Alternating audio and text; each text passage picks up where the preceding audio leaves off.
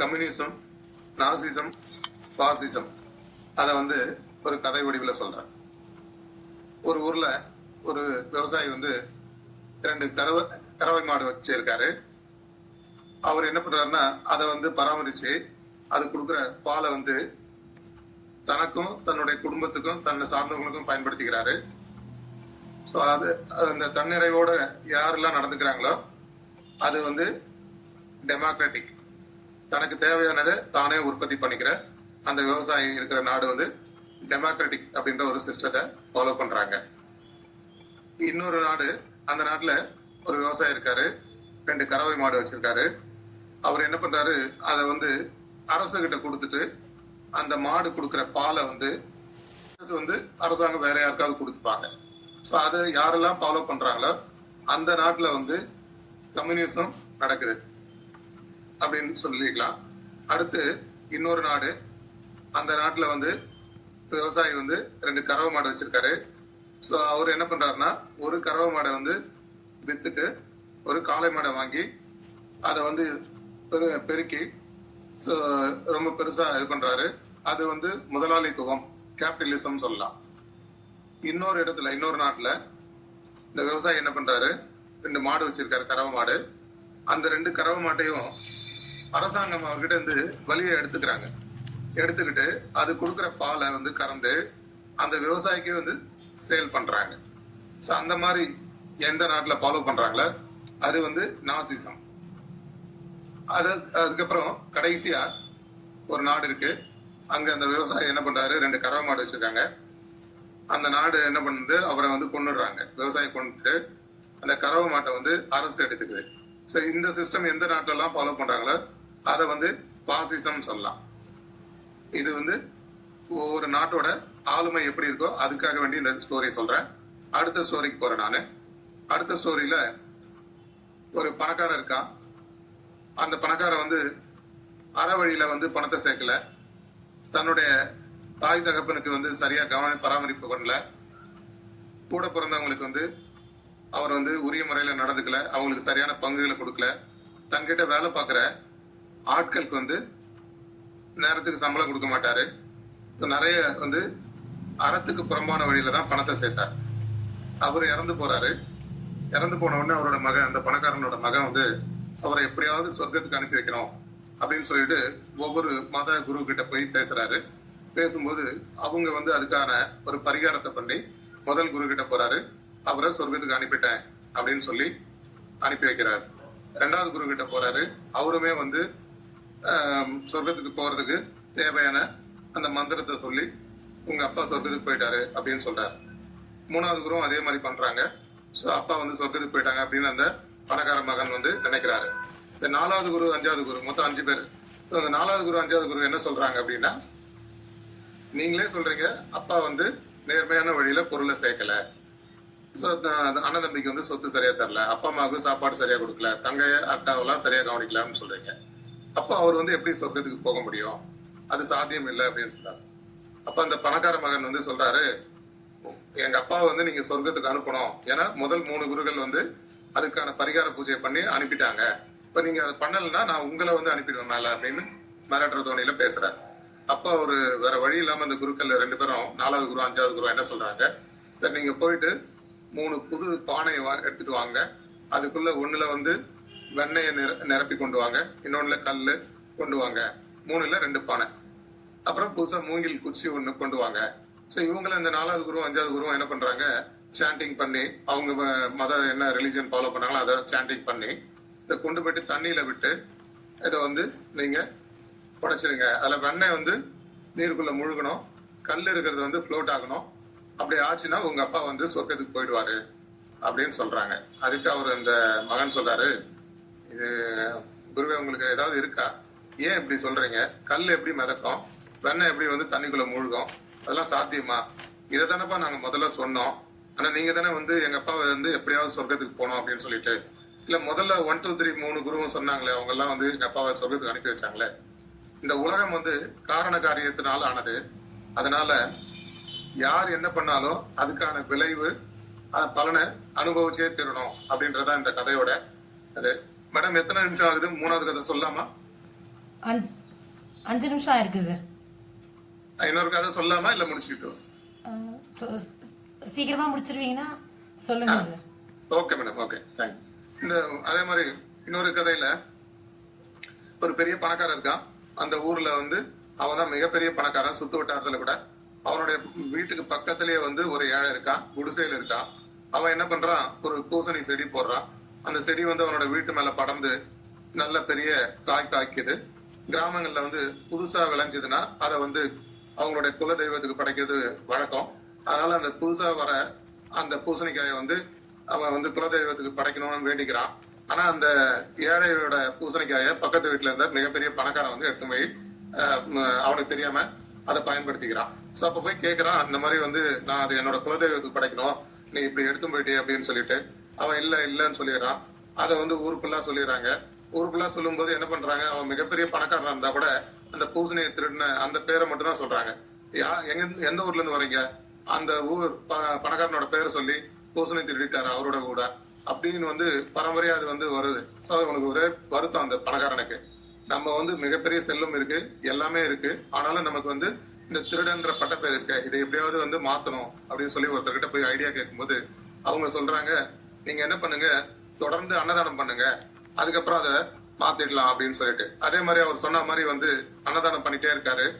இப்ப என்ன சொல்றாங்க ஊர்ல எல்லாம் அப்படின்னா, அந்த பணக்காரன் பேர் சொல்லும் போது அந்த வந்து அன்னதானம் பண்ணுவார் அந்த வீட்டு பக்கத்தை விட, ஆமா அந்த ஊர் தான் அப்படின்னு சொல்லிட்டு.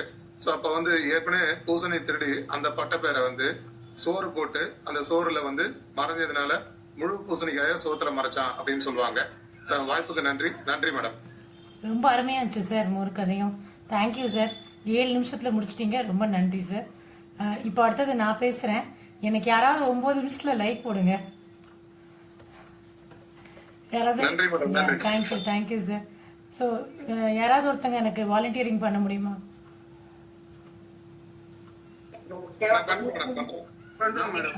யாராவது ஒரு ஆள் போடுங்க. ஓகே, நான் பேசுறேன். அனைவருக்கும் வணக்கம். அனைவருக்கும் வணக்கம். இன்னைக்கு நான் சொல்ல போற கதை சுஜாதா அவர்களின் நியாயங்கள். ஊர், மனைவி, வேலை எல்லாம் புதுசு. கையில கட்டியிருக்க கயிறு கூட 10 நாள் கரைந்து ஹனிமூன் நாட்கள் முடிந்து ஆரம்பிச்சிச்சு. சாக்லேட் கனவெல்லாம் மறந்துருச்சு. பெங்களூர்ல வீடு தேடிக்கிட்டு இருக்கேன். மனைவி விட்டு தற்காலிகமா பிரிஞ்சிருக்கேன். மனைவி வீட்டுல போர் அடிக்குது, அதனால லெட்டரா எழுதுறா. வீடு பிடிச்சிங்களான்னு கேக்குறா. ரொம்ப லேட்டானா ஆடி மாசம் வந்துருங்கிறா. அந்த அபலைக்கு இந்த கவலை. அபலையா? அவளை போய் அபலைன்னு சொல்லுவாங்களா? காஞ்சிபுரத்துல நல்லா உட்காந்துக்கிட்டு வேலைக்கு சாப்பிடுறா, சினிமா பாக்குறா, டிவி பாக்குறா, நல்லா உல்லாசமா இருக்கா. அவளை போய் நான் அவளைங்கிறேன். அவளுக்கு அப்படி எழுதணும்னு தோணுது, ஆனா அப்படிலாம் எழுத முடியாது. அதனால என் காதலிக்கு அப்படின்னு எழுதுறேன். நான் இப்ப என்ன பண்ணிக்கிட்டு இருக்கேன்னா, கிருஷ்ணா அப்பாவோட வீடா தேடிக்கிட்டு தெரியுறேன். அவனும் நிறைய வீடு காட்டுறான், ஆனா எனக்கு எதுவுமே பிடிக்க மாட்டேங்குது. கிருஷ்ணப்பா ஒரு அழுக்கு குள்ளா போட்டு அவனோட கோட்டு லாண்ட்ரி பக்கமே போயிருக்காது போல.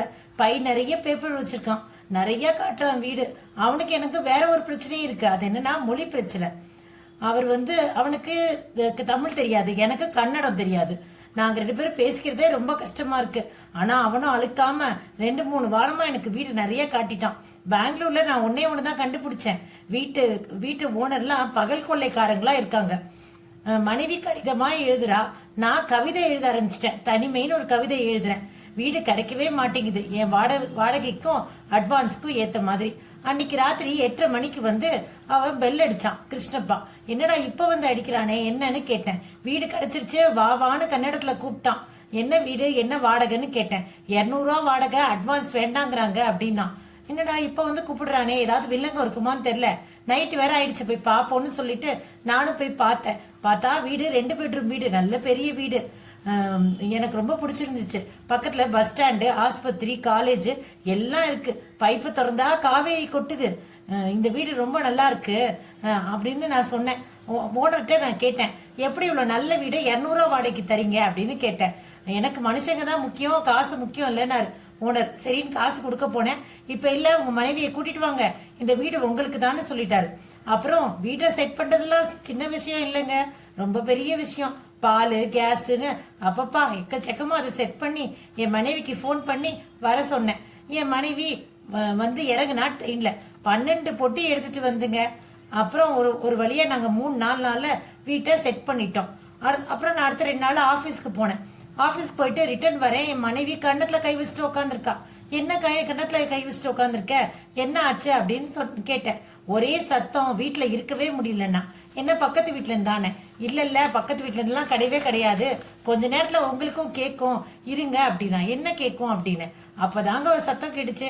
ஐயையோ வலிக்குது, அம்மம்மா வலிக்குதுன்னு கத்துறாங்க. ஐயோ விட்டுருங்க விட்டுருங்க, வலிக்குது வலிக்குதுங்கிறாங்க. இது என்ன சத்தம் அப்படின்னு. பக்கத்துல நம்மளுடைய அந்த பக்கம் செவத்துல ஒரு போலீஸ் ஸ்டேஷன் இருக்கான். 365 நாளும் அங்க இந்த சத்தம் கேக்குமா. இப்படியா வீடு பாப்பீங்க, ஒரு நல்ல வீடு பார்க்க மாட்டீங்களா அப்படின்னு அவ என்ன திட்டினா. இப்ப என்ன பண்றது அப்படின்னா, இப்ப ஒண்ணும் பண்ண முடியாது, வீட்டை மாத்தியே ஆகணும்னா. வீட்டெல்லாம் மாத்த முடியாது அப்படின்னு. ஆனா இத்தனை நாள கேட்கலையே, இப்ப எப்படி கேட்டுச்சுன்னு நான் கேட்டேன். ஒரு நிமிஷம் இருங்கன்னு பக்கத்து வீட்டுக்காரம்மா வசுந்தராவை கூப்பிட்டு நீங்க சொல்லுங்கம்மாண்ணா. அவங்க சொன்னாங்க, வீரபத்ரன் ஒரு போலீஸ், அவர் லீவ்ல போயிருந்தாரு, இப்பதான் திருப்பி வந்தாரு. அவர் வந்தாலே இப்படிதான் பயங்கரமா எல்லாரையும் அடிப்பாரு, சில பேரை கொலை கூட பண்ணிடுவாரு அப்படின்னாங்க. ஐயோ எனக்கு பயமா இருக்கே அப்படின்னு என் மனைவி ஆரம்பிச்சுட்டா. என்னால எனக்கு என்ன பண்றதுனே தெரியல. இரு யோசிப்போன்ட்டு நான் நைட்டு சாப்பிட்டுட்டு போய் வெளியே பின்னாடி எட்டி பார்த்தேன் என்ன இருக்குன்னு. பார்த்தா ஒருத்தன் ரத்தம் வர வர போலீஸ் ஸ்டேஷன்ல உட்காந்துருந்தான். எங்க வீட்டு தொட்டு பின்னாடி செவரு. அடுத்த நாள் காத்தால போய் அந்த போலீஸ் ஸ்டேஷன் எப்படி இருக்குன்னு பார்த்துட்டு வர போனேன். C3 போலீஸ் ஸ்டேஷன் அந்த இடத்துல இருந்துச்சு. அது வந்து ராஜாஜி நகர். பார்த்தா அங்க நிறைய கான்ஸ்டபிள் இருந்தாங்க. ஒருத்தர் என்ன பாடினாரு. ஒன்னும் இல்ல சார் அப்படின்னு. ஆனா மனசுக்குள்ள இப்படி அடிக்காதீங்க சார், சத்தம் தாங்க முடியல அப்படின்னு சொல்லணும் போல இருந்துச்சு. ஆனா சொல்ல முடியல. என் பரம்பரையில யாரும் போலீஸ் ஸ்டேஷன் பக்கம் போனதே இல்ல. அந்த போலீஸ்கார பேரு வீரபத்ரனா. நான் வந்து அவர் நல்ல வாட்ட சட்டமா இருப்பான் அப்படின்னு கற்பனை பண்ணிக்கிட்டேன் அவரை பத்தி. நடுராத்திரி 2 மணிக்கெல்லாம் அடிக்கிறாரு. அவர் மனுஷனா என்னன்னு தெரியல. எப்ப பாரு ஐயையோ அம்மம்மான்னு இந்த சத்தமே கேட்டுச்சு. அப்புறம் என் மனைவி வீட்டை காலி பண்ணிடுறான், போலீஸ் எல்லாம் ஒண்ணும் பண்ண முடியாதுன்னா. நம்ம ஏதாவது தொலைஞ்சு போனா போலீஸ் ஸ்டேஷன்ல கம்ப்ளைண்ட் பண்ணலாம், போலீஸ பத்தியே யார்கிட்ட கம்ப்ளைண்ட் பண்றதுன்ட்டு நான் இரு பூனைக்கு யாராவது மணி கட்டணும், இப்படி எப்ப பாரு நடந்தா நல்லது இல்ல, நான் ஏதாவது பண்றேன்ட்டு என் ஃப்ரெண்டு கணேஷ் வக்கீல் அவர்கிட்ட போய் கேட்டேன். அவர் சொன்னாரு, போலீஸ் ஸ்டேஷனை பத்தி எல்லாம் யார்ட்டையும் கம்ப்ளைண்ட் பண்ண முடியாது, வேணா சூப்பரண்டுக்கு ஒரு புகார் கடிதம் எழுதலாம், ஆனா அதுல ஒரு அபாயம் இருக்கு, அவங்க போலீஸ்ல சொல்லிருவாங்க, அவர் உன்னை கூப்பிட்டு டின்னு கட்டுவாரு, பரவாயில்லன்னா. ஐயோ என்னாலெல்லாம் அடி வாங்க முடியாதுப்பா, என்ன விட்டுருங்க அப்படின்னு நான் சொன்னேன். அப்போ ஒண்ணு பண்ணு, ஹிந்து எக்ஸ்பிரஸ் பத்திரிகைக்கு ஒரு லெட்டர் எழுது, அந்த லெட்டர்ல இந்த மாதிரி வந்து என் வீட்டு பின்னாடி போலீஸ் ஸ்டேஷன் இருக்கு, நாங்க ரெசிடென்ஷியல் ஏரியால இருக்கோம் அப்படின்னு எழுதுன்னு சொன்னான். நானும் எழுதினேன். செப்டம்பர் 18 அன்னைக்கு, அன்புள்ள ஐயா, குற்றவாளிகளை வந்து உண்மையை வரதுக்காக நீங்க அடிக்கலாம், ஆனா இந்த மாதிரி பண்ணக்கூடாது, சத்தம் எங்களால தாங்க முடியல, C3 போலீஸ் ஸ்டேஷன்ல ஒரே சத்தமா இருக்கு, ரெசிடென்ஷியல் ஏரியால இருக்கு, அதனால நீங்க வந்து தயவு செஞ்சு சத்தத்தை வந்து நிறுத்த முடியாதுன்னு தெரியும், அதனால என்ன பண்ணுங்க, போலீஸ் ஸ்டேஷனை மாத்திருங்க. இப்படிக்கு தூக்கம் இல்லாத JV வர்மான்னு எழுதினேன். JV வர்மா யாருங்கிறீங்க? என்னோட SSLC ஃப்ரெண்டு, இப்ப அவன் அமெரிக்கால இருக்கான் அப்படின்னாரு. அதுல இருந்து 3 நாள் கழிச்சு அவர் வீட்டுக்கு போலீஸ் வந்தாங்க. உங்களை இன்ஸ்பெக்டர் கூட்டிட்டு வர சொன்னாங்க. எனக்கா பயந்து வந்துச்சு, என் பொண்டாட்டி ரொம்ப பயந்துட்டா. சரின்னு போய் பார்த்து என்ன சார்ன்னு கேட்டேன். நீங்க தானே லெட்டர் எழுதுறீங்க இந்து எக்ஸ்பிரஸ்ல? இல்ல சார் நான் எழுதல சாருங்க. இல்ல நீங்க தான் எழுதுறீங்க, உங்க வீட்டுக்கிட்ட தான் நாங்க இருக்கோம், உண்மையை ஒத்துக்கணும்னு. அப்புறம் நான் ஆமான்னு. சார் இதுக்கு நாங்க போலீஸ் ஸ்டேஷன்லாம் மாத்த முடியாது, நம்ம 2 பேருக்கு நடுவுல ஒரு பெரிய செவரு கட்ட போறேன், இன்னும் 2 மாசம் பொறுங்க, அதுக்கப்புறம் எல்லாம் சரியாயிடும் அப்படின்னு சொன்னாரு. சார் அதெல்லாம் சரி, ஆனா இப்படி அடிக்கலாமான்னு கேட்டேன். நான் உங்களுக்கு சத்தம் கேட்டுச்சான்னாரு. சத்தம் கேட்டுச்சாவா? கேட்டு மண்டை வலிக்குது அப்படின்னு. ஒரு நிமிஷம் இருங்கன்ட்டு 387 ரத்தனத்தை கூட்டிட்டு வானார். கருப்பா ஒருத்தன் வந்தா, செம்மையா அடி வாங்கியிருந்தான். இவன் என்ன பண்ணான்னு கேளுங்க. பஸ்ல திருடினான். என்ன திருடினான்? நகை திருடினான். ஒரு பொண்ணு காதுல இருக்க நகையை திருடினான். அந்த நகையோட விலை 8 ரூபா. தங்கம் வைரம் எல்லாம் கிடையாது. எப்படி திருடினாங்க நீங்க? அந்த பொண்ணு காதை வெட்டிட்டான். அந்த பொண்ணு அந்த காது வலியில பயங்கரமா துடிச்சுச்சு. அந்த துடிப்பை இவன் புரிஞ்சுக்கணும், அதுக்குதான் அடிச்சேன். அதுக்கு சட்டம் இருக்கு நீங்க எல்லாம் சொல்வீங்க, நான் சட்டத்துக்கிட்ட போய் சொல்லலாம், ஜெயில கொண்டே போடுவாங்க. நல்லா 3 வேளையும் சாப்பிட்டு உட்காந்துருப்பான். அந்த வலி எப்படி இருக்குன்னு தெரியாது இல்ல, அந்த தெரியாததுக்கு தான் அடிச்சேன். நீங்க சொல்லுங்க சார், நான் செஞ்சது தப்பா அப்படின்னு இன்ஸ்பெக்டர் கேட்டாரு. இவ்வளவு நேரம் கேட்ட அனைவருக்கும் நன்றி.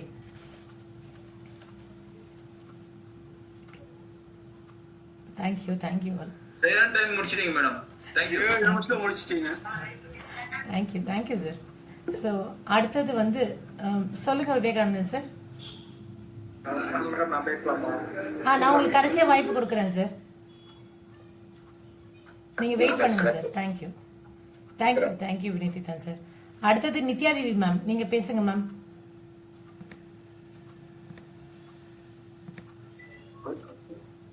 नमस्कार। आज मैं हिंदी में कहानी करता हूँ। मेरा कहानी का शीर्षक अमीरी का दंड। एक दिन अकबर और बीरबल शिकार खेलने निकले। तब सड़क के किनारे लेटे हुए एक गरीब आदमी को देखा। अकबर के पूछने पर बीरबल ने उस आदमी के पास जाकर देखा और बादशाह से कहा कि वह गहरी नींद सो रहा है। अकबर बोले कि गहरी नींद सोने वाले तो अमीर ही हो सकते हैं। इस पर दोनों में वाद विवाद चला। अकबर ने बीरबल की बात न मानकर उस गरीब आदमी को सभी सुख सुविधाएं दी। कुछ दिन बीत जाने पर अकबर को मालूम हुआ कि नकली अमीर को बुखार हो गया। उसे नींद ठीक तरह से नहीं आती। बीरबल ने अकबर से कहा कि जब यह आदमी दिन भर मेहनत करता था तब रात में उसे अच्छी नींद आती थी। मेहनत न करने का यही नतीजा है। यही अमीरी का दंड है। अकबर बीरबल की बात मान गए। ये कहानी का सीख क्या है? सीखी जीवन बिताने का एकमात्र तरीका परिश्रम ही है। ये कहानी अब तमिल में कहता हूँ। अमीरी का दंड। ஒரு மனிதன் பணக்காரனாக இருப்பதற்கான தண்டனை. அக்பரும் பீர்பாலும் வேட்டையாட போகும்போது ரோட்டோரம் ஒரு மனுஷன் படுத்து கிடந்தானா, ஒரு ஏழை மனிதன். அக்பர் சொன்னாராம் பீர்பால் கிட்ட, இந்த மனிதனை நம்ம கூட்டிட்டு போய் நல்லா நம்ம அரண்மனையில வச்சுக்குவோம், அப்ப நல்லா தூங்குவான் அப்படின்னு சொல்லி. ஆனா பீர்பால் அதை ஒத்துக்கவே இல்லை. சரி, அக்பர் சொன்னபடியே நம்ம ராஜா சொன்னபடியே கேட்போம்னு சொல்லிட்டு கூட்டிட்டு போயிட்டாங்களாம். சுகபோகமா உணவுகள்லாம் வழங்கப்பட்டது. ஆனா அந்த மனிதனுக்கு தூக்கம் கலைந்து விட்டது. மிகவும் காய்ச்சலோட இருந்தானா. ஏன் அப்படின்னு இதனை ஆராய்ந்து பார்த்தாராம் அக்பரும் பீர்பாலும். பீர்பல் சொன்ன மாதிரியே இவன் ஏழை. ஏழை மட்டும் இல்ல, எந்த மனிதனும் உழைத்தா தாங்க தூக்கம் வரும். அதனால உழைப்பின் அருமையை நீங்க புரிஞ்சுக்கங்க. என்னுடைய கதையை கேட்டதுக்கு அனைவருக்கும் நன்றி. ஷேவா மேம்க்கு சிறப்பு வாழ்த்துக்கள். நன்றி, வணக்கம். वाह वाह, कितना बढ़िया कहानी आपने सुनाई मैडम. Thank you Nithyadevi ma'am. ரொம்ப அருமையா ஹிந்திலையும் சொல்லி தமிழ்லையும் சொன்னீங்க. 2.5 நிமிஷத்துல முடிச்சிட்டீங்க. ரொம்ப நன்றி மேம். அடுத்தது லாவண்யா மேம், நீங்க பேசுங்க. லாவண்யா மேம், நான் 9th மினிட்ல இந்த மாதிரி லைக் போடுவேன். சோ அதை வச்சு நீங்க இது பண்ணுங்க. ஸ்டார்ட். Okay, thank you. அனைவருக்கும் இனிய மாலை வணக்கம். கதை எழுதியிருக்கிறது அப்படியே வாசிக்கிறேன். அழகான காலை பொழுது. கீச்சிடும் குயில்களும் அணில்களும் எழுந்து ஆரவாரத்தை தொடங்கின. அசந்து தூங்கிக் கொண்டிருந்த பத்மினிக்கு இதெல்லாம் கேட்கவே இல்லை. அப்பொழுது அலாரம் அடித்தது. வேறு வழியின்றி எழுந்த பத்மினி நன்கு சில்லிட்டு இருந்த நீரில் முகம் கழுவி பல் துலக்கினாள். மனதுள் உற்சாகம் புகுந்தது. வீட்டின் வாயில் கதவை திறந்து பால் பையில் போடப்பட்டிருந்த பால் பாக்கெட்டை எடுத்து அதை சுத்தம் செய்தாள். கொரோனா பயத்தினால். முந்தைய இரவே அழகாக துடைத்து வைக்கப்பட்டிருந்த அடுப்பில் பால் பாத்திரத்தை வைத்து பாலை காய்ச்சினாள். பால் காய்ந்து கொண்டிருக்கும் போதே அன்றைய சமையலுக்கான சிந்தனை ஆரம்பமானது. குளிர்சாதன பெட்டியில் இருக்கும் காய்கறிகள், முந்தைய 2 தினத்தில் செய்த உணவு பட்டியல் அனைத்தும் மனதில் வட்டமிட்டன.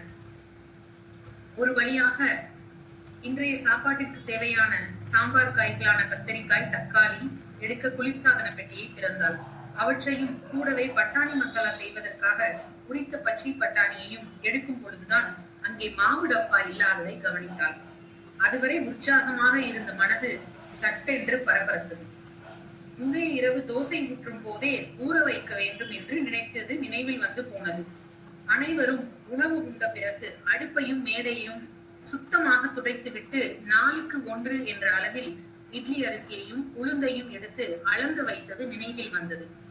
அப்போது பையன் ஓடி வந்து, அம்மா, மிஸ் ஒரு காய்கறி கூட வரைஞ்சு கொண்டு வர சொன்னாங்கம்மா, நான் மறந்துட்டேம்மா, வந்து உதவி செய்யுங்க அப்படின்னு வந்து நின்றான்.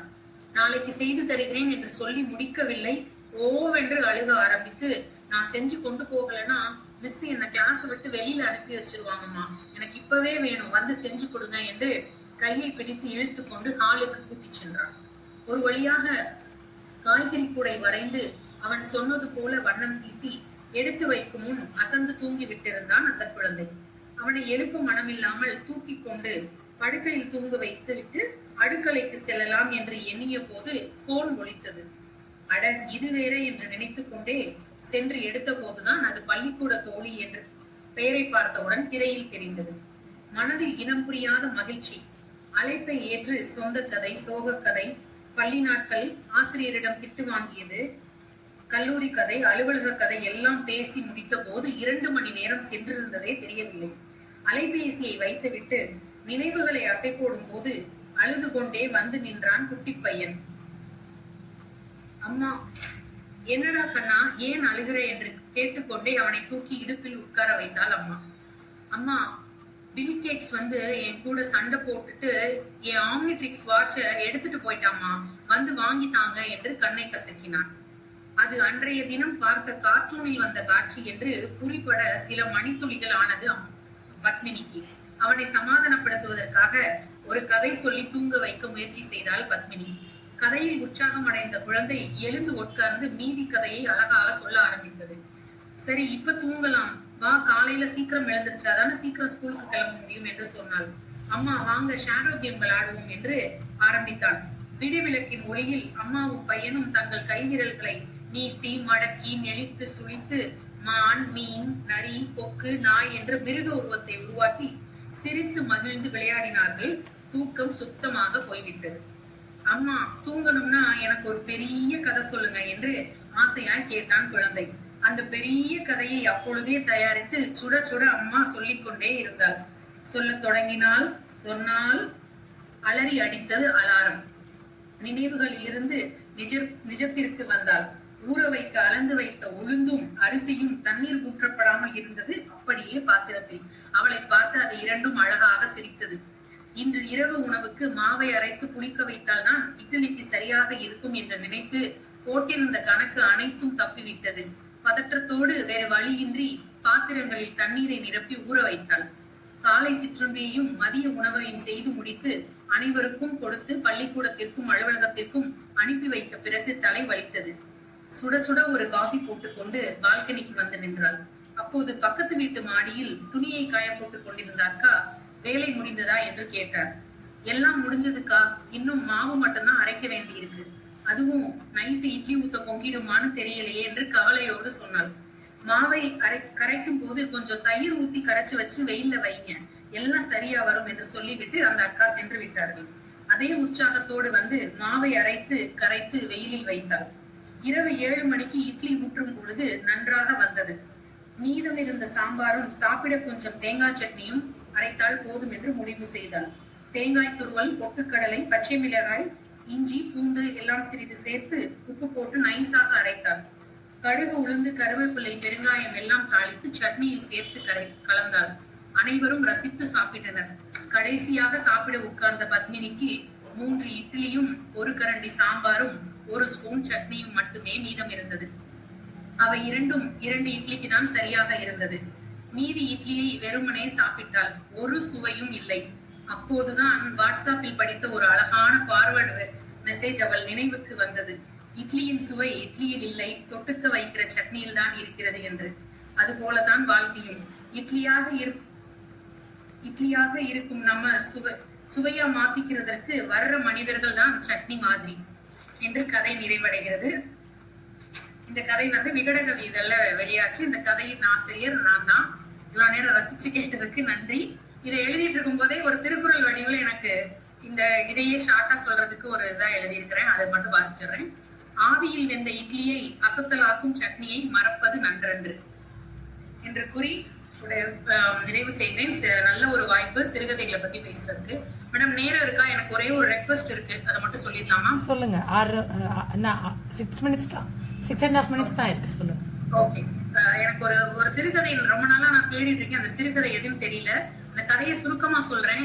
நம்மளுடைய பள்ளிக்கூடத்துல 11வது வகுப்பு 12வது வகுப்பு துணைப்பாடத்துல படிச்ச ஞாபகம் எனக்கு. ஆனா அந்த கதையின் தலைப்பு எனக்கு தெரியல, ஆசிரியர் எனக்கு தெரியல. ஆனா அந்த கதை வந்து எங்கேயாவது கிடைச்சா தயவு செய்து பகிர்ந்துக்கணும்ன்றதுக்காக தான் இந்த இடத்துல சொல்றேன். ஒரு பெண் தன்னுடைய கணவரை இழந்து விட்டு அவங்க அண்ணன் வீட்டுல வந்து வாழ்றா ஒரு பெண்.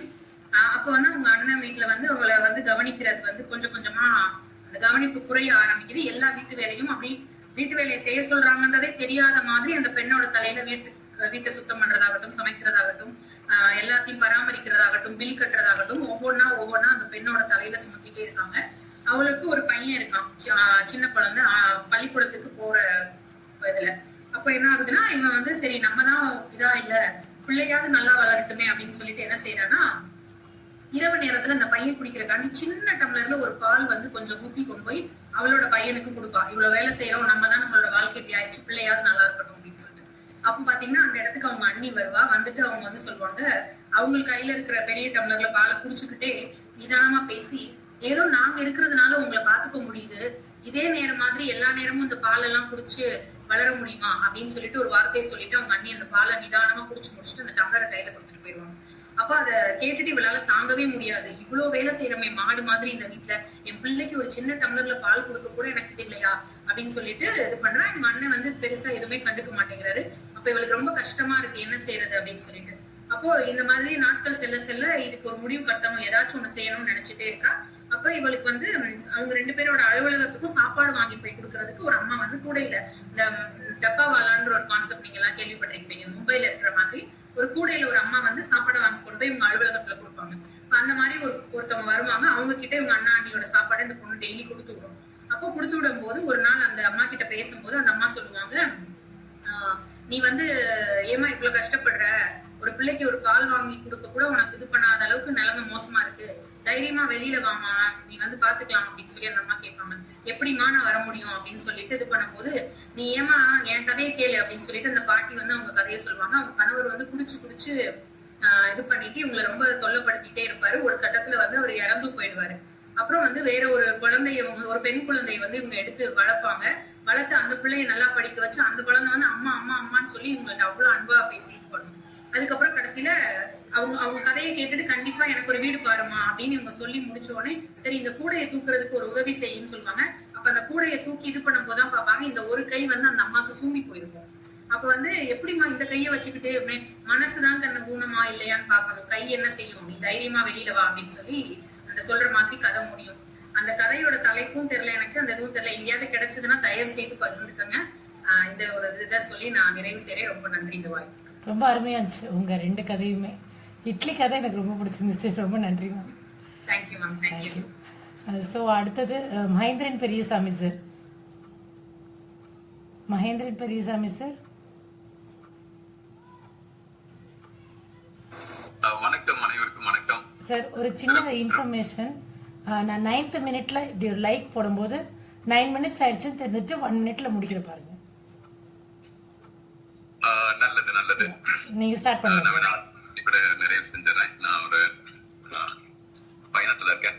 ரொம்ப சிறப்பா இருக்கு. ஒவ்வொரு சிறுகதையுமே ரொம்ப நல்லா இருக்கு. நீங்க உங்க கதையை ஸ்டார்ட் பண்ணலாம் சார். சுவையோட கேக்குதுங்களா? கேக்குது. நல்லது நல்லது, மகிழ்ச்சி. ஒரு கதையுமே ஒரு நல்ல ஒரு சுவையா இருக்கு. நிறைய தாட் ப்ரோவோக்கிங்காவும் இருக்கு, நகைச்சுவையாவும் இருக்கு. கொஞ்சம் முன்னாடி கேட்ட அந்த இட்லி கதை இல்ல, அது நம்ம எல்லாரையும் சட்னி ஆக்கின கதை. ஜஸ்ட் ஆன பண்ணோட மகிழ்ச்சி மகிழ்ச்சி, சிறப்பா இருந்தது. அது நான் இன்னைக்கு பயணத்துல இருக்கன்றதுனால நானும் எனக்கு நினைவு இருக்கின்ற ஒரு கதையை வந்து சொல்லலாம் அப்படின்ட்டு இந்த கதையை சொல்லலாம். நல்லது. அதாவது ஓசோ வந்து சில கதைகள் எழுதியிருக்கிறாரு. அந்த ஓசோட சிறுகதைகள் எல்லாம் ஒண்ணு எடுத்து சொல்லலாம் அப்படின்னு நினைச்சேன். ஆனா இன்னைக்கு வந்து இன்னொரு கதை எடுத்து இருக்கலாம் அப்படின்ட்டு.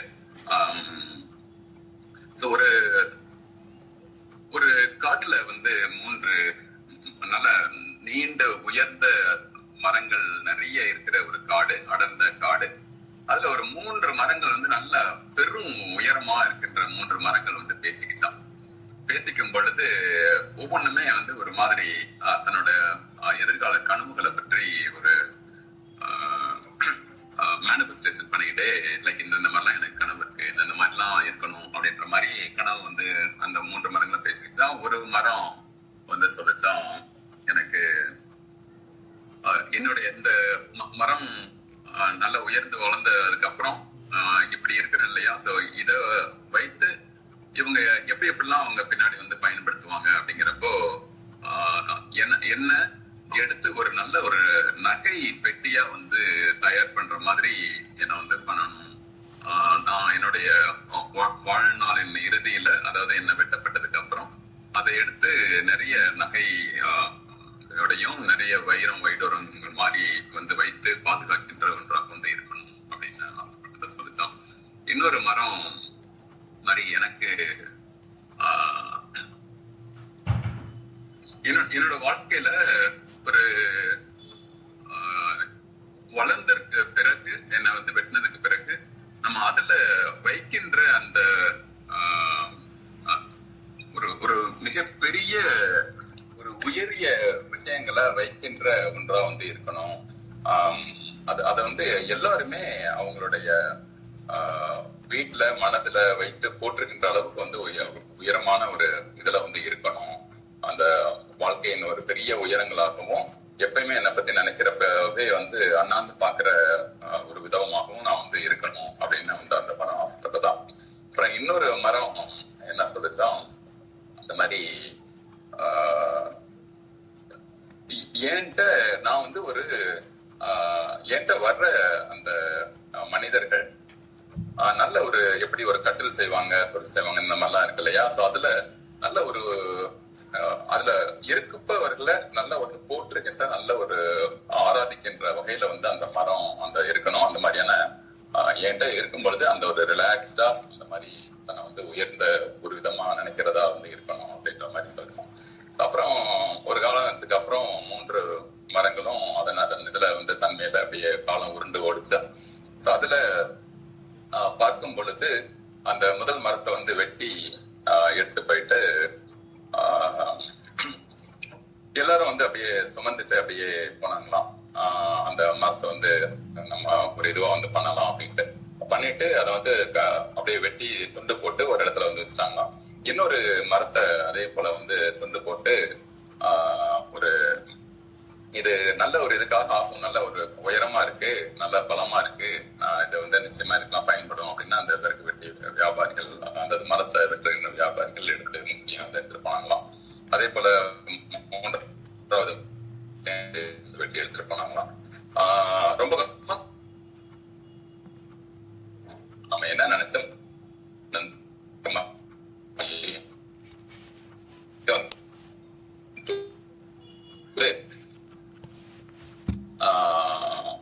பின்னாடி ஒரு 3 பிளாஷ்பேக் நடக்குது. அது அந்த அதுல ஒன்று வந்து ஆடு மாடுகள்லாம் சுத்தி நிறைய இருக்கு. அப்புறம் அந்த இடத்துல அந்த மரத்தோடைய இதை வந்து வாங்கி அதை எடுத்து வச்சு சுத்தி அந்த மாற்றோட தொழுவம் எல்லாம் இருக்கு. ஆனா அதுல அந்த ஒரு குழந்தைய வந்து அந்த இதுல வந்து வச்சு அதை வச்சு பார்த்துட்டு இருக்காங்க. ஒரு ரொம்ப ஏழையா இருக்கிற ஒரு தம்பதியர் வந்து 2 பக்கமும் சேர்ந்து பார்த்து அதை வந்து பார்த்துட்டு இருக்காங்க. இப்படி வந்து ஒண்ணு வருது, என்னடா நம்ம என்னவோ நினைச்சோம், நம்ம வந்து வைரமாவும் வைடூரியங்களையும் வச்சுக்கிற ஒன்னா நம்ம இருக்கிறதா இருக்கணும்னு நினைச்சோம், ஆனா இப்படி கொண்டு வந்து வச்சுட்டாங்களே அப்படின்ட்டு. இன்னொரு மரத்தை வந்து அதே மாதிரி ரொம்ப நாள் கழிச்சு அதை வந்து அப்படியே எடுத்து கட்டி நிறைய மக்கள் வந்து சூழ அதை வந்து அப்படியே இழுத்துட்டு போற மாதிரி அந்த மரத்தை யாரு வந்து தூக்கி சொன்னாங்களோ நம்ம தானே அடிக்க ஆரம்பிச்சாங்க. நம்மள இந்த மாதிரி பண்ணிட்டாங்களே அப்படின்ற மாதிரி அந்த மரம் யோசிச்சுட்டு இருந்ததாம். அதே போல 3வது மரம் அப்படியே தன்னோட வாழ்க்கையில நிறைய பேருக்கு பயனுள்ளதா இப்படிலாம் இருக்கணும் அப்படின்னு நினைச்ச அந்த ஒரு மரத்தை அப்படியே ஒரு தோணியில வந்து இழுத்துட்டு போயிட்டு அந்த கப்பல்ல அதோட இதுல அது மேல வந்து ஒரு 6-7 பேர் வந்து உட்கார்ந்து அப்படியே பயணிச்சுட்டு இருக்காங்க. அந்த பயணத்துல திடீர்னு நல்ல ஒரு மழையும் புயலும் பெய்யற மாதிரி ஒரு தன்மை வருது. அப்ப அதை நினைச்சுக்கிட்டு விஜயன் வந்துகிட்டு என்னடா இப்படி இப்படி இருக்கணும்னு நினைச்சோம், அந்த மாதிரியான ஒரு இதை கொண்டு வந்து அந்த கடல்ல போட்டாங்க. அது மட்டும் இல்லாம இந்த மாதிரி புயல்லையும் இல்லையும் இந்த மரத்தோட கதை என்ன ஆகும் கூட நினைக்காம இப்படிலாம் ஆயிட்டு இருக்கே அப்படின்ட்டு. அப்புறம் இது வந்து 2வது காட்சி. 3வது காட்சியில தான் எல்லாருக்கும் வந்து அதோடைய உண்மை வந்து தெரியுதான். அந்த முதல் மரம் வந்தது வந்து அந்த ஜீசஸ் பிறந்து அவனுடைய சுத்தி உட்கார்ந்து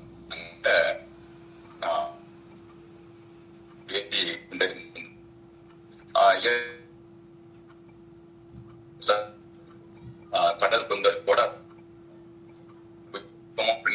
போது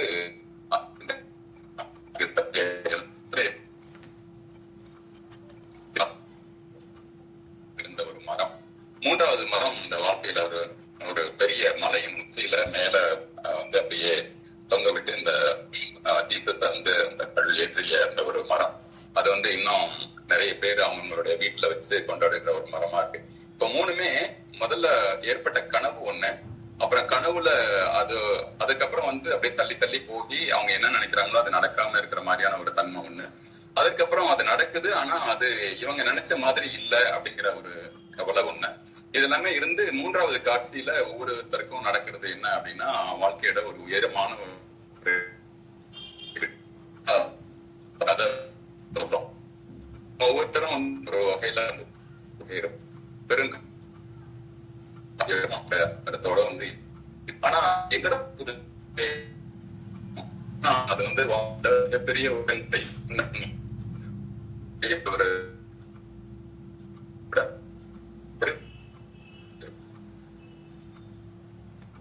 வந்து எந்த அளவுக்கு நம்ம பெரும்ப நம்பிக்கையோட இருக்கோம் அப்படிங்கிறது.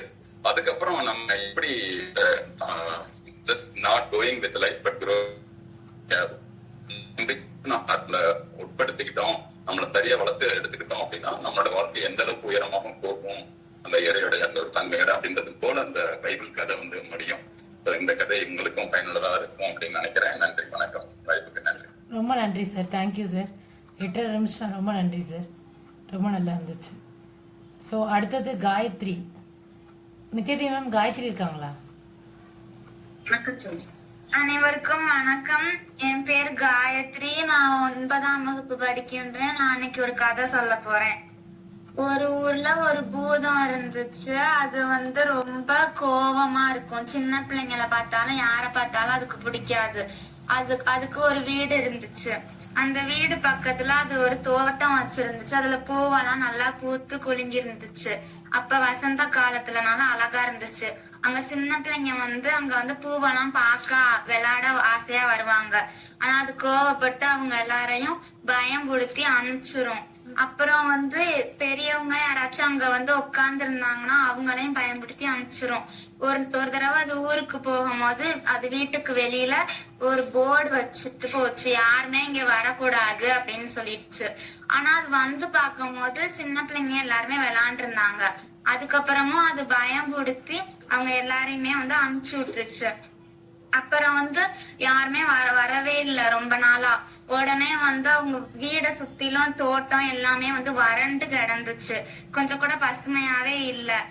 உடனே அந்த பூதம் வந்து யோசிச்சு என்ன இது இப்படி இருக்கு அப்படின்னு சொல்லி ரொம்ப கவலையா இருந்துச்சு. அன்னைக்கே வந்து சின்ன பிள்ளைங்க எல்லாம் அங்க விளையாட வந்தாங்க. அவங்க கால் பட்ட உடனேயே அந்த இடமே வந்து ரொம்ப பசுமையா பிரகாசமா ஆயிருச்சு. உடனே இந்த பூதம் வந்து என்ன இது இப்படி எல்லாம் நடக்குது, இவங்க சந்தோஷமா இருக்கிறனாலதான் இந்த நிலமும் அந்த செடி கொடியெல்லாம் சந்தோஷமா இருக்கு, இவங்க கவலையா இருந்தனாலதான் அது வந்து வறண்டு போச்சு அப்படின்னு யோசிச்சுச்சு. உடனே பூதம் வந்து நல்ல பூதமா மாறிடுச்சு. எல்லா இடமே பசுமையா இருந்துச்சு. ஒரே ஒரு மரம் மட்டும் காஞ்சு போயிருந்துச்சு. அது ஏன்னு பார்த்தா ஒரு பையன் வந்து அந்த மரத்து மேல ஏற ட்ரை பண்ணிக்கிட்டு இருக்கான். ஆனா அதெல்லாம் அந்த பையனால முடியல. உடனே அந்த பூதம் போய் அந்த பையனை தூக்கி அந்த மரத்துக்கு மேல உட்கார வச்சுச்சு. உடனே அந்த மரமும் பூத்து குலுங்கிருச்சு. இந்த கதையோட மாறல் என்னன்னா, நம்ம வந்து நம்மளோட எண்ணம் வந்து எப்படி இருக்குமோ அது மாதிரிதான் நம்ம சுத்தி இருக்கிற எல்லாமே நடக்கும். தேங்க்யூ. தேங்க்யூ காயத்ரி. ரொம்ப சீக்கிரம் 2 மினிட்ஸ்ல முடிச்சிட்டீங்க. ரொம்ப தேங்க்ஸ். ரொம்ப நல்லா இருந்துச்சு உங்க கதை, அருமையான கதை. விவேகானந்தன் சார் வருஷம் சொல்லுங்க. சொல்லுவாங்க மேம், இருங்க. விவேகானந்தன் சார் நீங்க பேசுங்க. விவேகானந்தன் சார். Okay madam. அனைவருக்கும் உற்சாகமான மாலை வணக்கம். இன்னைக்கு வந்து ரொம்ப சிறப்பான ஒரு புது முயற்சியா இன்னைக்கு வந்து நம்ம எக்ஸ்போர்ட் தளத்துல வந்து எல்லாரும் சின்ன சின்ன கதையை சொல்லணும் அப்படின்றதுக்காக அந்த முயற்சி எடுத்ததுக்கு சேவாந்தனத்துக்கும் மற்றும் அந்த அமைப்பாளர் அனைவருக்கும் என்னுடைய நன்றி கலந்த வணக்கம் மற்றும் பார்வையாளர் நண்பர்களுக்கும் மிகப்பெரிய நன்றி கலந்த வணக்கத்தை தெரிவித்துக் கொள்கிறேன். இன்னைக்கு நான் சொல்ல போற கதை வந்து ஜெயகாந்தனோட ஒரு கதை, பகல் நேர பேசஞ்சர் வண்டி அப்படின்னு சொல்லிட்டு அந்த கதையோட பேரு. அந்த கதை வந்து பார்த்தீங்க அப்படின்னா வந்து ஒரு இராணுவத்துல போய் முதல் உலகப் போருக்கு போய் 2வது உலகப் போரையும் முடிச்சுட்டு அதுக்கப்புறம் அந்த இதுல வந்து இதுக்கப்புறம் இராணுவத்துக்கு தேவையே இல்லை அப்படின்னு சொல்லி இராணுவத்தால் புறக்கணிக்கப்பட்ட ஒரு நபர் வந்து அவர் பேர் அண்ணாசியோட பேரு. அவர் வந்து ஏன் இராணுவத்துக்கு போறாரு அப்படின்னா வந்து இராணுவத்துலதான் எல்லாரும் ஈக்குவலா ஒரே மாதிரி ஷூ எல்லாம் போட்டுட்டு நடக்க முடியும், எல்லாரும் இதே மாதிரி எல்லாரையுமே வந்து ஈக்குவலா நடத்த முடியும் அவங்களோட இது வந்து அப்படின்னு நினைச்சு அவர் ராணுவத்துக்கு போறாரு. ராணுவத்துக்கு போனதுக்கு அப்புறம் என்ன ஆச்சு அப்படின்னா வந்து அங்க நிறைய முதல் உலகம் போயிட்டு அவர் ரிட்டையர் ஆயிட்டாருன்னு சொல்லி அனுப்பிச்சுட்டு இருக்காங்க. திருப்பி வந்து 2ஆம் உலக போருக்கு ஆள் தேவை அப்படின்னு கேட்கறப்ப வந்து திருப்பி அவர் கிளம்பி போறக்கூடிய சுச்சுவேஷன். அப்ப 40 வயசு ஆயிடுச்சு அவருக்கு. இதுல வந்து என்னன்னா இந்த ஊரு வேணாம் அப்படின்னு சொல்லிட்டு ஒரு இந்த உலகம் இந்த ஊரே எனக்கு வேணாண்டா, நான் இதுல போய் நான் ராணுவத்துல போய் என் வாழ்க்கையை வச்சுக்கிறேன்டா அப்படின்னு சொல்லிட்டு கல்யாணம் கூட பண்ணாம போன ஒரு மனிதர் அவர் அண்ணாச்சி. அப்புறமா வந்து அம்மாசி. அப்புறமா என்ன பண்ணாரு அப்படின்னா வந்து ஒரு காலத்துல இருந்த 2ஆம் உலக போருக்கு அப்புறம் ஒரு குண்டடிப்பட்டு கால் நடக்க முடியாம ஒரு அட்டென்ஷன் கூட நிக்க முடியாம ரொம்ப நடுக்கம் வர ஆரம்பிச்சு, தலையெல்லாம் நிக்காம நடுங்க ஆரம்பிச்சு இந்த மாதிரி கண்டிஷன்லாம் அவர் திருப்பி வர்றாரு. திருப்பி எங்க போறதுன்னு அவருக்கு தெரியல. எங்க போறது என்னன்னா ராணுவத்துல போறலாம் பண்ண நம்ம செத்துருவோம், அதில் வாழ்க்கை முடிஞ்சுன்னு நினைச்சு போனவருக்கு என்ன செய்யறதுன்னு தெரியல. ஊரை நோக்கி வராரு. அவர் இருந்தது ஒரு சேரி. அந்த சேரியை நோக்கி வர்றப்ப வந்து ஒரு கிராமத்துல ஒரு உள்ளுக்குள்ள இருக்க ஒரு சேரி. போலான்னு போறப்ப அந்த இடத்துல பார்த்தா ஒரு மதகு இருக்கும், தண்ணி எல்லாம் போயிட்டு இருக்கும். அந்த இதுல வந்து சின்ன வயசுல வந்து ஒரு கோமணத்தோட இங்க விளையாண்ட காலகட்டமா இருக்கும். உங்க அம்மா கூட சேர்ந்து விளையாண்டு இது கொண்டது ஞாபகம் இருக்கும். அவங்க அம்மா வந்து ஏன்னா இந்த மாதிரி ஒரு கல்யாணம் பண்ணிட்டு இந்த ஊர்ல வந்து வயல் வரப்புன்னு பார்த்துட்டு இருக்கிறத விட்டு அப்படின்னு நினைக்கிற சமயத்துல இந்த ஊர் எனக்கு வேணாம், என்னை வேற மாதிரி பாக்குறாங்க, தள்ளுநிலுன்றாங்க, இந்த ஊர் எனக்கு வேணாம்னு சொல்லிட்டு நான் போறேன்னு சொல்லிட்டு திருப்பி அந்த ஊருக்கு வரப்போ ஒண்ணுமே இல்லாம நமக்கு சொந்தம்னு சொல்லிக்கிறதுக்கு எதுவுமே இல்லாம வந்து நிக்கிறோமே அப்படின்றப்ப இந்த ஒரு காலகட்டத்துலதான் அந்த ஊருக்கு வராரு. வந்துட்டு நைட் ஆயிடுச்சு. அந்த பேசஞ்சர் வண்டி வந்து இறங்குறப்ப அந்த வண்டி இறங்கி நேரம் வந்து அந்த சேரிக்கு முன்னாடி இருக்க அந்த மதகளை திருப்பி சின்ன வயசுல விளையாண்ட அந்த மதகளை உட்காந்து பார்த்துட்டு இருக்க சமயத்துல ஒருத்தர் நடந்து வேகமா போவாரு. யாரு அப்படின்னு வந்து ஆளுதானா? ஆமா ஆளுதான், கண்டுபிடிச்சிட்டு வரோன்னு இருக்கு. தன்னோட ஒண்ணு விட்ட தங்கச்சியோட காசாமணின்னு அவங்க பேரு. காசாமணியோட வீட்டுக்காரர் வந்து நம்மளுடைய சடையாண்டியை பார்க்க வர்றாங்க அப்படிங்கிறது.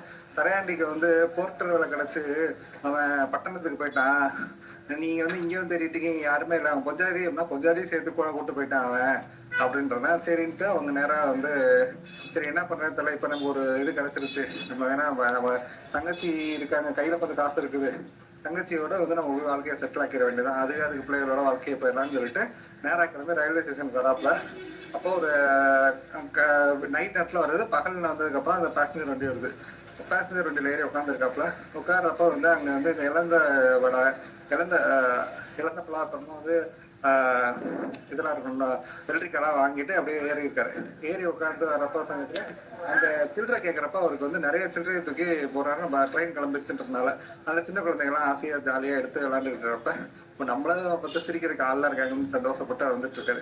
வந்துட்டு இருக்க சமயத்துல ஈதாப்புல ஒரு பிராமண விதவ பெண் அவங்க வந்து அதாவது ரொம்ப இருமிக்கிட்டே இருக்காங்க. அவங்க வந்து ரொம்ப குறுகி போய் ரொம்ப இதா இருக்காங்க. ஏன்னா இந்த பொண்ணு இப்படி இருக்கு அப்படின்னு சொல்லிட்டு இருக்க சமயத்துல வந்து அவங்களுக்கு ஒரு 2 வயசு குழந்தை வந்து எந்திரிச்சு அது வந்து அவங்க அம்மாட்ட அழுக போகுது. அந்த குழந்தைய தூக்க கூட முடியல அவங்களால. ஃபர்ஸ்ட் இவர் வந்து நம்மளுடைய பரிசோதனை செக்கிங் இன்ஸ்பெக்டர் வந்து கேட்கறப்ப இவர் வந்து தான் டிக்கெட்டை கொடுக்குறாரு. அதுக்கப்புறம் மற்றவங்க டிக்கெட் கொடுக்குறாங்க. ஆனா அந்த விதவை பெண் வந்து அவங்கள்ட்ட இல்லை.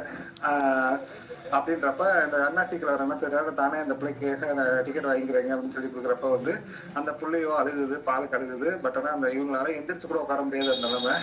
நேராக அவர் போய் ஒரு மண்ணும் பால் வாங்கிட்டு வந்து எங்க நாங்களாம் ஊத்தா வாங்குங்கன்னு தெரியலைங்க அப்படின்றப்ப குழந்தைக்கு தான் கொஞ்சம் கொடுங்க அப்படின்னு வந்து சரின்னு குழந்தைக்கு கொடுக்குறாங்க.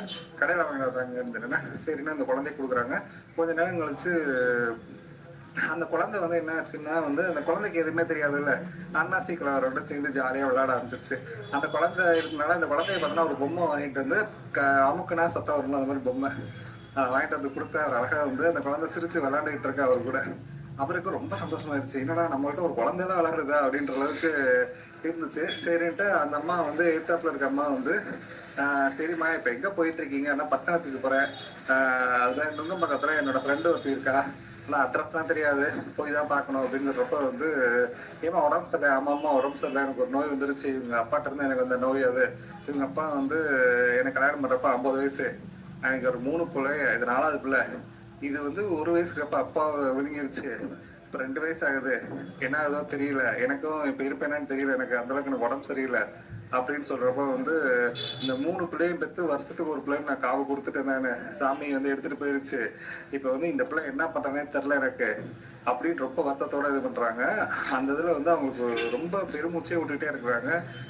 நான் இதுக்கு அந்த ரயில்வே ஸ்டேஷனுக்கு போற பட்டணத்துக்கு போறவங்க உயிரோடு இருப்பேன்னு கூட தெரியாது எனக்கு. எனக்கு நீங்க யாரு என்னன்னு எனக்கு தெரியல, என் பிள்ளை பசிக்குதுன்னா எனக்கும் என் பிள்ளைக்கும் நீங்க பால்லாம் வாங்கி கொடுத்தீங்க. நீங்க கண்டிப்பா வந்து இந்த எங்க ஊர்ல வந்து நான் இப்ப பட்டணத்துக்கு போறதே வந்து பட்டணத்துலதான் யாரு என்னன்றதை கேட்க மாட்டாங்க, எதுவுமே கேட்க மாட்டாங்க, எல்லாரும் ஒன்னா பார்ப்பாங்க. அதனாலதான் பட்டணத்துக்கு போயிட்டு இருக்கேன். இப்ப 2 பார்க்கலான்னு போறேன். நான் அது வரைக்கும் என் உயிர் இருக்குமான்னு தெரியல. இந்த பிள்ளைய நீங்க வந்து மகளா நினைச்சா சரி, பேத்தியா நினைச்சா சரி, ஏதோ நினைச்சு இந்த பிள்ளைய கொஞ்சம் வளர்த்துருங்க. இந்த பூமிக்கு நான் வேற என்கிட்ட கொடுக்குறதுக்கு யாருமே கிடையாது, நீங்க தான் இருக்கீங்க அப்படின்றப்ப வந்து அவரால் அதை தாங்கிக்கவே முடியாது. விடுமா ஒன்றும் இல்லைம்மான்னு சொல்ற சமயத்துல வந்து அது ரொம்ப ஓங்காரமிட்டு, அதாவது அந்த குடிச்ச பால் ரத்தமா சேர்ந்து கக்கி அந்த ஸ்பாட்லயே வந்து அவங்க இறந்துடுறாங்க. இறந்ததுக்கு அப்புறம் வந்து அது அடுத்த ஸ்டேஷன் வரப்போ வந்து அந்த ரயில்வே ஸ்டேஷனோட அந்த செக்கிங் இன்ஸ்பெக்டர் எல்லாம் வந்து அந்த உடம்ப எடுத்துட்டு போய் வெளியே வச்சு தன்னோட தாய்க்கு கூட வராத அந்த அம்மாசி வந்து இந்த பெண்ணை வந்து தன்னோட தாய் மாதிரி நினைச்சு எல்லா ஈமக்கரையும் செஞ்சுட்டு அடுத்த நாள் பேசஞ்சர் ட்ரெயினுக்கு வெயிட் பண்றாரு. ஏறி உட்கார்ந்ததுக்கு அப்புறம் அந்த அன்னாசி கலவருக்கும் அந்த அம்மாசி கலவருக்கும் அந்த குழந்தைக்கு சுத்தமா சம்மந்தமே இருக்காது. எல்லாரும் கேட்பாங்க, பொண்ணா பேத்தியா அப்படின்னு கேட்பாங்க. அவரை சிரிச்சுட்டு பேத்தி அப்படின்னு சொல்றாரு. பேர் என்ன அப்படின்னு கேட்பாங்க. ஏன்னா அவர் அந்த பொண்ணோட பேர் என்னன்னு கேட்க மறந்துருப்பாரு. கடைசியா வந்து பாப்பாத்தி அப்படின்னு சொல்றாரா. இதோட அந்த கதை முடியுது. கண்டிப்பா வந்து இதுக்கப்புறம் ஒரு வாழ்க்கை எல்லாமே அந்த பாப்பாத்திக்காக அவர் வாழ்க்கையை வாழ்ந்தாரு அப்படின்ற மாதிரி இந்த கதை முடியும். வாய்ப்பளித்த அனைத்து நன்றி, வணக்கம். தேங்க்யூ விவேகானந்தன் சார், ரொம்ப நல்லா இருந்துச்சு சார். விவேகானந்தனோட கதை ஓகே, நான் அதான் ஸ்டார்டிங்ல சொன்னீங்களே சார், ரொம்ப நல்லா இருந்துச்சு சார். 7 நிமிஷம் sir. Thank you sir. Thank you. Varshini, நீங்க பேச வரீங்களா? நித்யாதேவி மேம் ஆண்டி பேசுமா. அனைவருக்கும் வணக்கம். நான் வந்து இன்னைக்கு ஒரு கதை சொல்ல போறேன். உமா ரமான் 2 பெண்கள் இருந்தாங்க. உமா வந்து கருப்பா இருப்பா, ரமா வந்து வெள்ளையா இருப்பா. ரமா வந்து ரொம்ப திமிர் பிடிச்சவ. உடனே உமா சொன்னா நான் தான் அழகு அப்படின்னு உமா சொன்னா. உடனே ரமா சொன்னா இல்ல நான் தான் அழகு அப்படின்னு ரமா சொன்னா, வெள்ளையா இருக்கிறவ. உடனே உமா சொன்னா நான் வந்து என்னோட கருப்பு நிறம் வந்து மூஞ்சில லைட்டா இருந்தா அது மச்சமா இருக்கும், அப்ப அது அழகா இருக்கும். ஆனா உன்னோட வெள்ளை நிறம் வந்து என் மூஞ்சிலயோ என் கையிலயோ இருந்தா அது நோயின்னு தானே சொல்லுவாங்க அப்படின்னு சொல்லி ஒரு அம்மாவோட கர்வத்தை வெளிப்படையா சொல்லிட்டா. அவ்வளவுதான். ரொம்ப அருமையா இருந்துச்சு, சூப்பரா பேசுனீங்க. நீங்க தான் இருக்கிறதுலே கம்மி டைம், 1 நிமிஷத்துல முடிச்சிட்டீங்க. தேங்க்யூம்மா. ஸோ அனிதா மேம், நீங்க பேசுங்க மேம். மேம் வணக்கம் மேம். வணக்கம் மேம். ஒரே ஒரு இன்ஃபர்மேஷன், 9th மினிட்ல நான் இந்த மாதிரி லைக் போடுவேன். ஸோ அது போடும்போது 9th மினிட் ஆயிடுச்சு அப்படின்னு தெரிஞ்சுக்கிட்டு நீங்க 10th மினிட்ல முடிக்கிற மாதிரி இருக்கும். அதாவது 9வது நிமிஷத்துல நான் இந்த மாதிரி ஒரு லைக் ஒண்ணு போடுவேன். இந்த மாதிரி லைக் அதுல இருந்து 9th மினிட் தெரிஞ்சுட்டு 10th முடிக்கணும். Okay ma'am, okay. நீங்க ஆரம்பிக்கலாம். அனைவருக்கும் இனிய வணக்கம். இன்றைய நிகழ்வு மிக சிறப்பானது ஒரு நிகழ்வாக இருக்கு. நிறைய பேர் சிறுகதைகள். நான் வீடியோ கொஞ்சம் ஆஃப் பண்ணிக்கிறேன், வெளியில இருக்கேன், அதனால சவுண்ட் இருக்கும்.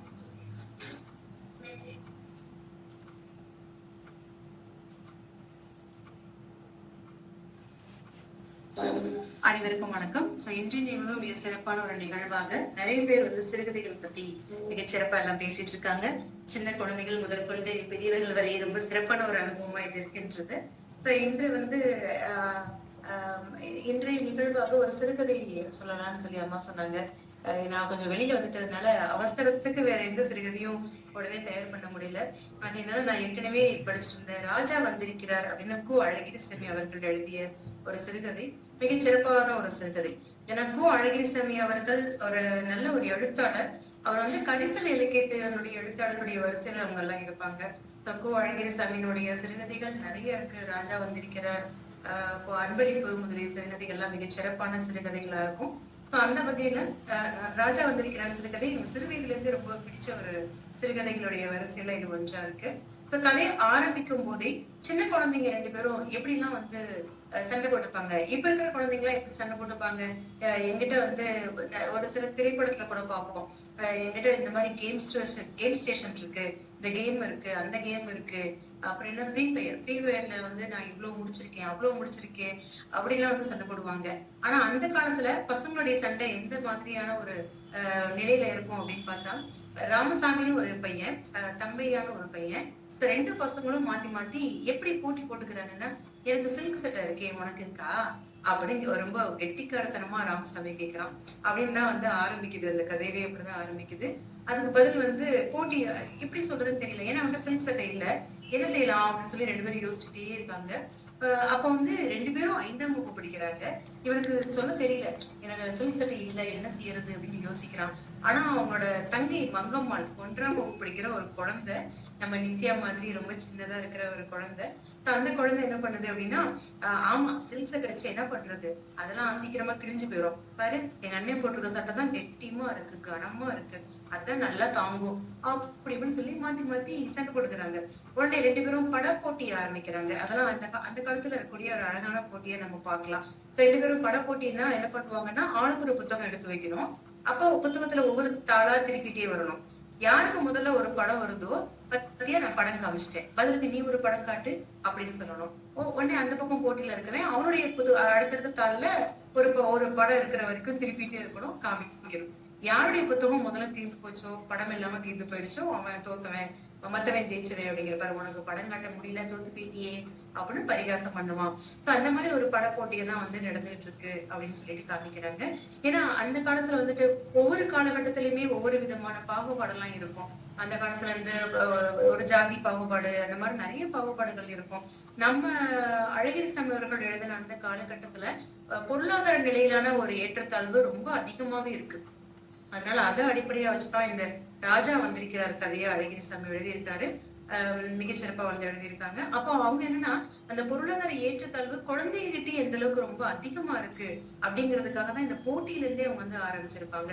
அப்ப பள்ளிக்கூடமும் முடிஞ்சிருச்சு, வேற வழியில கிளம்பி போயிட்டே தான் ஆகணும்.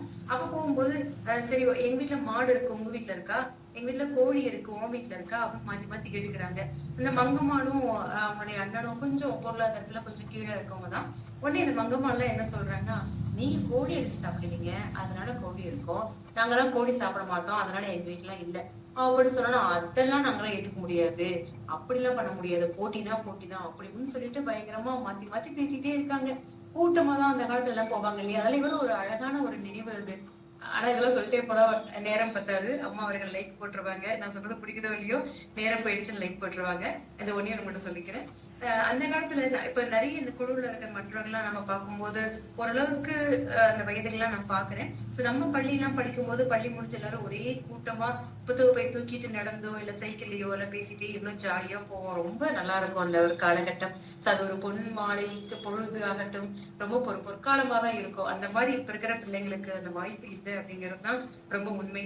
அப்ப அதே மாதிரி அந்த மங்கம்மாள் அவங்க அண்ணன், அப்புறம் அந்த இன்னும் கொஞ்சம் பெரிய இடத்து ஒரு கொஞ்சம் பணக்கார வீட்டு பையன் ராமசாமி, அவங்க அந்த எல்லாரும் சேர்ந்து கூட்டமா போயிட்டு இருக்காங்க. அப்போ ஒவ்வொருத்தரா பிரிஞ்சு போக போக அப்பாடா ஒரு வழியா எல்லாரும் போயிட்டாங்க, நம்மள கிண்டல் பண்றதுக்கு யாரும் இல்ல அப்படின்னு நினைச்சிட்டு இருக்கும்போது ராமசாமி வீடு வந்து வருது.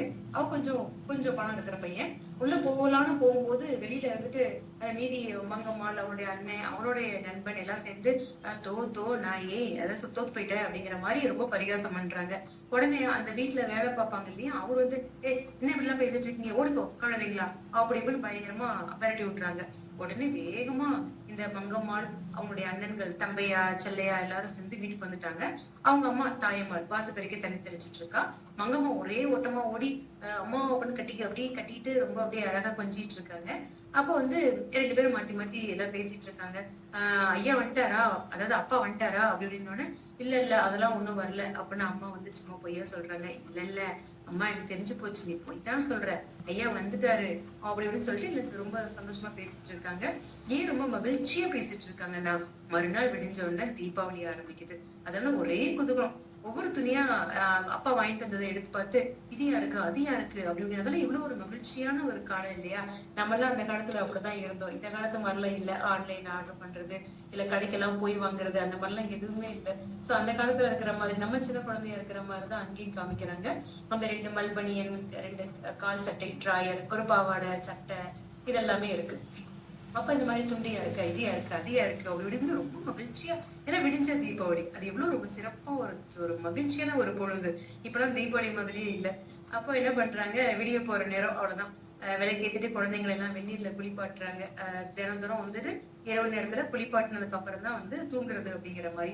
அப்போ அப்படிப்பட்ட ஒரு நேரத்துல என்ன இது நான் ரொம்ப சுருக்கமா சொல்லிடுறேன், ஏன்னா நேரமானது கடந்துட்டு இருக்கு, ரொம்ப சுருக்கமா சொல்லிடுறேன். அப்ப வந்து நம்ம மங்கம்மாள் வீட்டுக்கிட்ட வந்திருக்கும் போது ஏதோ ஒரு கருப்பு உருவம் போயிட்டு இருக்கு. அதை பார்த்தோன்னா அவங்களுக்கு எல்லாம் ரொம்ப பயமா போயிடுச்சு. என்னன்னா அவன் வந்து ஒரு அழுக்கடைந்த ஒரு சின்ன பையன், மங்கம்மாளோட அன்னை வயசுதான் இருக்கும். ஒரு கௌபீனம் அதாவது கோமணம் அது ஒன்ன தவிர வேற எந்த உடையுமே இல்லை. அப்படியே வந்து அவன் அப்படியே அங்கேயும் அப்படியே போயிட்டு இருக்கான். அந்த பக்கம் ஒரு 3-4 எச்சில் இலைகள் இருக்கு. அதை வந்து எடுத்து சாப்பிடலான்னு அப்படியே வாயில் எடுத்து மெதுவா எடுத்து சாப்பிட போறான். ஆனா அவனுக்கு வந்து ஒரு மாதிரி அவன் முகமே காமிச்சு கொடுக்குது, அப்படிப்பட்ட பையன் இல்ல, அந்த மாதிரி எச்சில் இலையெல்லாம் எடுத்து சாப்பிடுற பையன் இல்ல அப்படின்னு தெரியுது. இருந்தாலும் வேற வழியே இல்லாம அந்த மாதிரி சாப்பிட்டுட்டு இருக்கான். அப்ப மழை வேற பயங்கரமா பெஞ்சிட்டு இருக்கு. நம்ம மங்கம்மாள் தம்பையெல்லாம் வெளியதான் நிக்கிறாங்க. மழை பெய்யும் போது இவன் வேற ஒரு புது பையன் வேற யாரோ ஒருத்தன் அவ்வளோ அழுக்கா நம்ம வீட்டுக்கு பக்கத்துல வந்து உட்காந்துருக்கானே அப்படின்னு சொல்லிட்டு யாரா நீ போடா, நீ உங்க வீட்டுக்கு போடா அப்படின்னு எல்லாரும் பயங்கரமா துரத்துறாங்க. அந்த பையனுக்கு என்ன செய்யணும்னு தெரியல, ரொம்ப ஒரு மாதிரி அழுக ஆரம்பிச்சிட்டான். நம்ம மங்கம்மாவோட அம்மா வர்றாங்க, தாய்மாள் வராங்க. வந்து செல்லையா என்ன பண்றீங்க அப்படின்னு வந்து கூப்பிட்ட உடனே இருட்டுல அங்க என்ன பண்றீங்க வா அப்படின்னு சொல்லிட்டு வேகமா கூட்டிட்டு வரதுக்கு வர்றோம். அந்த பையனும் சேர்ந்து வர்றான். விளக்குவெளிச்சத்துல வந்து பார்த்தா உடம்பெல்லாம் ஒரே சிறங்கு, தலையில எல்லாம் கொடுக்க வெடிச்சு ஒரு மாதிரி பாம்பு சட்டை மாதிரி தோல்லாம் பேர்ந்து போயிருக்கு, ஒரு மாதிரி வாடி அடிக்குது. யாரும் அது போயிது அப்படின்னு சொல்லிட்டு எல்லாம் கேக்குறாங்க. மங்கம்மாள் கேக்குறா, மங்கம்மாளோட அம்மா தாயம்மாள் கேக்குறாங்க. யாருன்னு தெரியலையே அப்படின்னு சொல்லிட்டு இருக்கும்போது மங்கம்மாவோட அண்ணன் பார்த்துட்டு போடா அப்படின்னு சொல்லி வாய்க்குள்ளாரியே போடா அப்படின்னு சொல்லிட்டே இருக்கான். ஏன்னா அம்மாவுக்கு தெரிஞ்ச திட்டுவாங்கல்ல, எதுக்கு நீ அப்படி சொல்ற, திட்டுவாங்க இல்லையா, அப்பனால வாய்க்குள்ளாரியே சொல்லிட்டே இருக்கான். அவன் ரொம்ப அழுக ஆரம்பிச்சிட்டான். உடனே அந்த அம்மா வந்து தாயம்மாள் வந்து ஏன் அழுகுற, சும்மா இருக்கடா, என்ன சொன்னீங்க அவனை அப்படின்னு தன் குழந்தைங்களை கழிஞ்சிட்டு என்னப்பா என்னாச்சு உனக்குன்னு சொல்லி அவனோட கதையெல்லாம் கேக்குறான். இல்ல என்னோட ஊரு வெள்ளாத்திக்குளம், அப்பா அம்மா எல்லாம் எல்லாம் செத்து போயிட்டாங்க, போன வருஷம் அம்மா செத்து போயிட்டா, ஐயா வந்து சின்ன பிள்ளையா இருக்கும் போதே செத்து போயிட்டாரு, எனக்கு வந்து யாருமே இல்ல, கழுகுமலைக்கு போலான்னு இருந்தேன், அங்க அத்தை இருக்காங்க அப்படின்னு திக்கி திணறி அவன் ஒண்ணுமே சொல்ல தெரியல, இருந்தாலும் ஏதோ திக்கி திணறி ஏதோ சொல்லி முடிச்சிட்டான். சரிப்பா நாளைக்கு போய்க்கலாம், நீ முதல்ல வா அப்படின்னு சொல்லிட்டு கீழே கிடந்துட்டு இருக்கிற ஒரு கோரப்பாய் எடுத்து போட்டு ஏதோ ஒரு வழியா பண்ணிட்டாங்க. நேரம் முடிஞ்சிச்சு, கடைசி முடிவு மட்டும் நான் சொல்லிக்கிறேன். அப்ப அடுத்த நாள் தீபாவளிக்கு அந்த பையனையும் வந்து குளிக்க வச்சு எல்லாமே செய்யறாங்க. அப்ப அவனுக்கு போட்டுக்கிறதுக்கு அவனுக்கு மட்டும் ஆடை இல்லை, என்ன செய்யறதுன்னே தெரியல. அப்ப மங்கம்மாள் வந்து என்ன பண்றா, ஏமா அந்த ஒரு துண்டு இருக்குல்ல அப்பாவுக்குன்னு எடுத்து வச்சது, அதை பேசாம நீ கொடுத்துற, அவனுக்கு கூட, அவனும் நம்ம அண்ணன் மாதிரி தானே இருப்பான் அப்படின்னு சொல்லிட்டு இந்த குழந்தை ரொம்ப அழகா அப்படின்னு கேட்கும் போது அந்த அம்மாவால எப்படி தட்டுறதே தெரியல. தங்களுக்குன்னு வச்சிருந்த ஒரு துண்டையும் எடுத்து அந்த பையனுக்கே வந்து கொடுத்துட்டாங்க. அந்த பையனோட பேரு ராஜா. அப்ப என்ன ஆயிடுச்சுன்னா அந்த தீபாவளி விடிய போகும்போது அந்த ராமசாமி பெரிய பணக்கார வீட்டு பையன் இருக்கான் இல்லையா, அவன் வீட்டுக்கு அவருடைய அக்கா வீட்டுக்காரர் ஏதோ வராங்க. அவரால பெரிய ராஜா ஏன்னா ராஜா வீட்டு கட்டுக்குட்டி அப்படிங்கிற மாதிரி அந்த பெரிய வீட்டு மாப்பிள்ளைய ராஜா அப்படிங்கிற மாதிரிதான் சொல்றாங்க. எங்க உடனே ராமசாமி போட்டி வந்துச்சு திரும்ப தீபாவளி அன்னைக்கும். எங்க வீட்டுக்கு ராஜா வந்திருக்காரு தெரியுமா அப்படின்னு அந்த ராமசாமி கேட்கும்போது மங்கம்மாள் சொல்றான், உன் வீட்டுக்கு மட்டும் தான் ராஜா வந்திருக்காரா, என் வீட்டுக்கு தான் ராஜா வந்திருக்காரு, வேணா வந்து பாரு அப்படின்னு சொல்லிட்டு மங்கம்மாள் சொல்றான். இதோடய கதை முடிஞ்சிருச்சு. சோ அந்த வகையில இது சின்ன குழந்தைங்க அந்த காலத்துல எல்லாம் எப்படி இருக்காங்க அப்படிங்கறதும், அந்த காலத்துல பொருளாதார ஏற்றத்தாழ்வு எப்படி இருக்கிறது அப்படிங்கறதும், சோ பொருளாதாரத்துல கீழா இருந்தாலுமே கூட ஒரு தாய் உள்ளத்தோட அவங்க எல்லாம் எப்படி இருக்காங்க, பொருளாதாரத்துல மேம்பட்ட நிலையில இருக்கவங்க அந்த மாதிரிலாம் பண்ண மாட்டாங்க. கொஞ்சம் கீழாக இருக்கக்கூடிய நிலையில இருக்க குடும்பத்துல இருக்கவங்க எல்லாத்தையுமே தன் குழந்தைகளா நினைக்கிறாங்க அப்படிங்கறத அந்த காலகட்டத்துல அந்த வட்டார மொழி சொற்கள் எல்லாம் பயன்படுத்தி மிகச் சிறப்பாக கு. அழகிரிசாமி அவர்கள் எழுதியிருக்காங்க. அதனால என்னைக்கு வந்த சிறுகதைகள்ல இந்த ராஜா வந்திருக்கிற சிறுகதையும் ஒன்று அப்படிங்கிற வகையில இந்த வாய்ப்பிற்கு நன்றி கூறி விடைபெறுகின்றேன். நன்றி, வணக்கமா, அனைவருக்கும் நன்றி. Thank you ma'am. ரொம்ப அருமையா இருந்துச்சு. எல்லாரும் ரொம்ப அருமையா சிறப்பா கதை சொன்னீங்க.